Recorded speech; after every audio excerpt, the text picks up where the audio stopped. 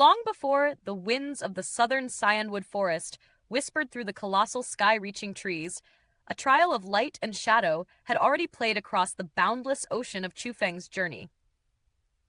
Martial God Asura, chapter 1007-1008, reminds us of the audacity of a warrior who laughs in the face of 10, 100, perhaps even more, martial kings, measuring his strength not against fear, but against the unknown design of an unseen hand.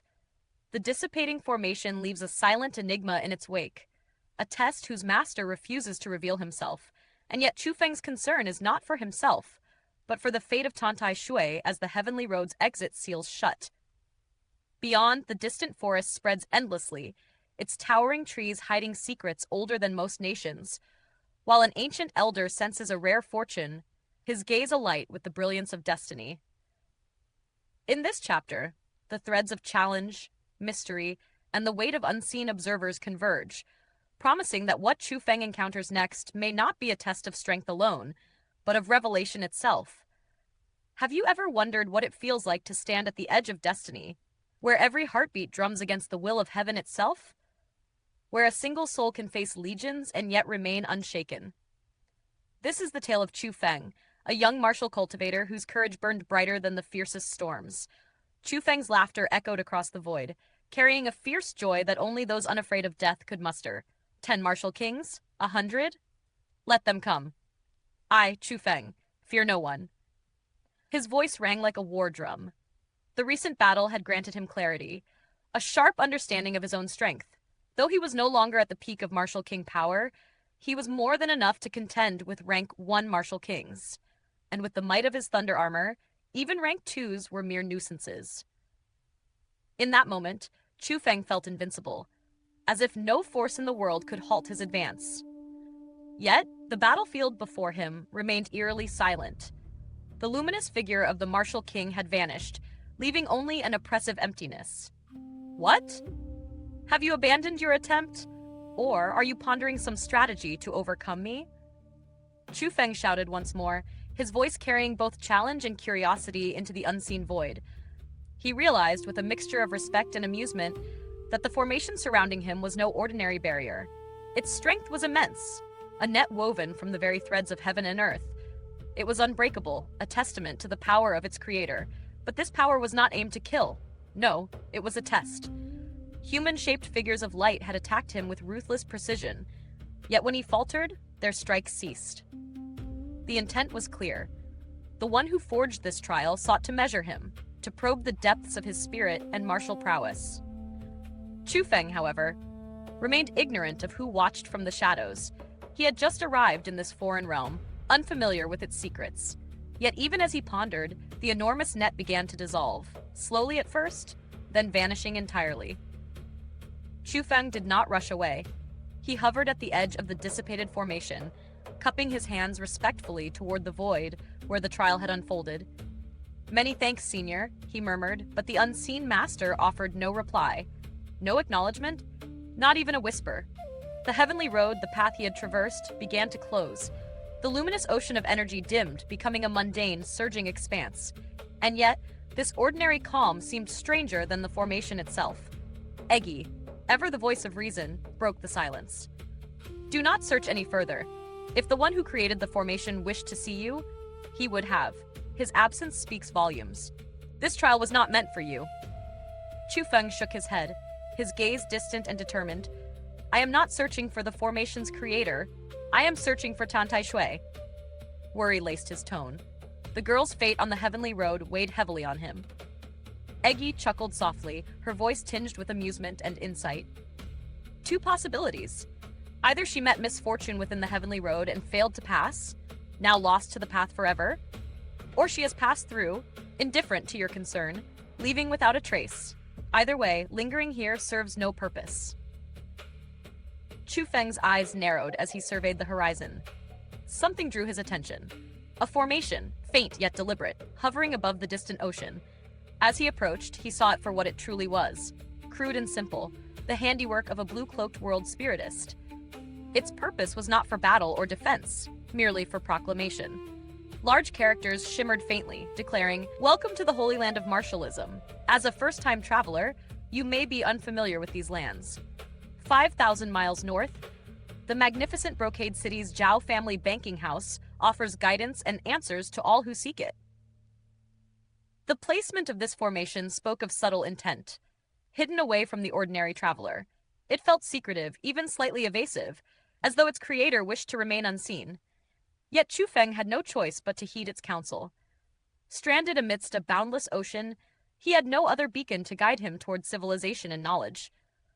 With cautious resolve, he set his course toward the magnificent Brocade City, wary of traps but driven by necessity and curiosity.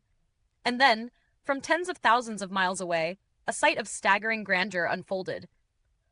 A land of unimaginable scale stretched before him, where colossal trees pierced the sky, their trunks vast as mountains. Even the smallest among them were hundreds of meters tall, and the largest nearly 10,000 meters, their girth and height defying comprehension. Perched atop, among and within these arboreal giants were buildings of exquisite beauty, ancient yet luxurious, harmonizing perfectly with the natural splendor surrounding them. A civilization thrived here, dense and populous, with over 100 million souls dwelling within this verdant ocean. Their lives were abundant, their domain vast, a nation built within a forest. This was the legendary Southern Cyanwood Forest.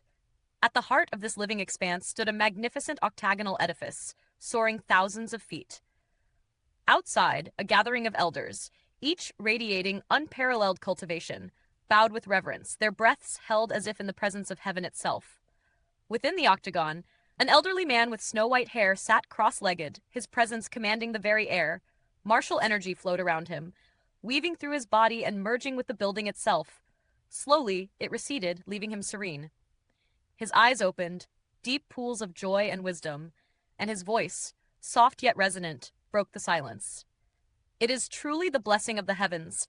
Never would I have expected to encounter such a prodigious talent in my lifetime. In that moment, the world seemed to pause, acknowledging the rise of a new force, a young man whose journey through trials and destiny had only just begun. Listen closely, for the winds of fate are stirring in the Southern Cyanwood Forest. A smile, wide and unrestrained, broke across the face of an ancient master, so radiant that his gnarled features seemed to glow with a hidden fire. The hall trembled with the weight of his presence as he rose from his seat.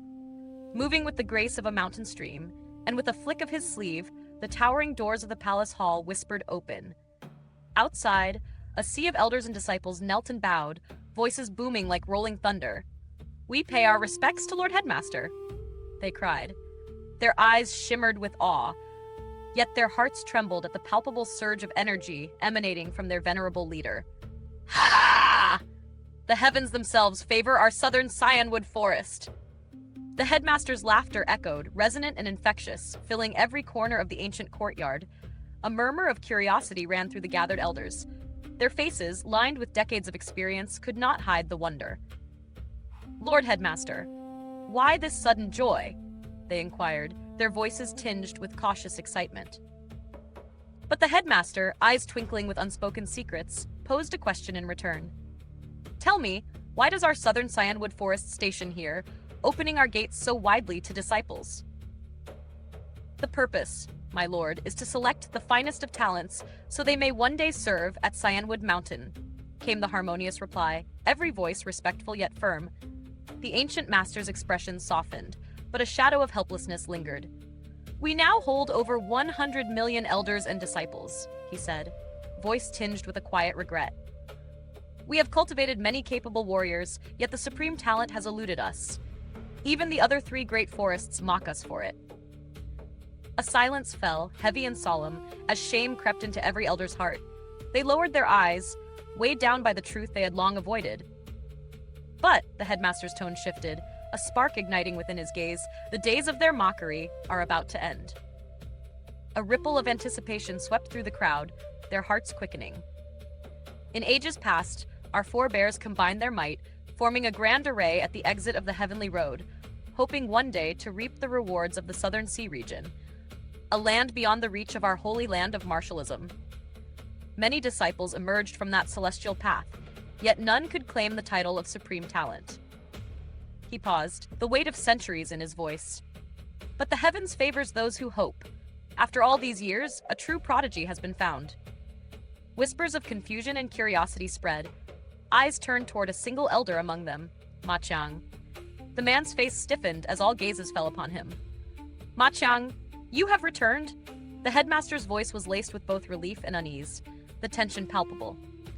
Lord Headmaster, I returned several days ago and have arranged for those who passed the selection at the Heavenly Road, Ma Qiang stammered, fear etching every syllable. Was anyone else at the exit? The headmaster pressed, voice taut with nervous energy. Ma Qiang faltered. My lord, for many days, no one appeared.